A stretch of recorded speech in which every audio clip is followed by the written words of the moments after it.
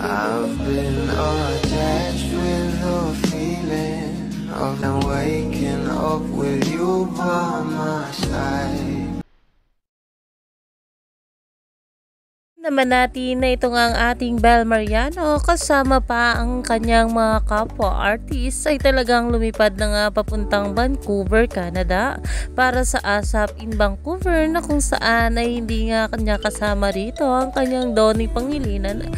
Pero kahit ganito nga guys, ay talaga namang napakaganda pa rin ng ating Bel at talagang pinag-uusapan sa social media. At narito nga guys ang sabi dito, Bel's beauty timeless like autumn's charm. Dahil makikita nga rito itong ating Bel Mariano at ang kanyang napakagandang outfit doon sa Canada na talagang umaani na ng maraming komento sa social media. Alam naman natin na ngayong October 18 na ang ASAP in Vancouver, Canada. Kaya naman ang mga taga roon ay excited na ngang makasama itong ating Bel Mariano. Kaya naman stay tuned lang tayo for more update kila Donnie at Bel sa mga susunod pa na ayuda.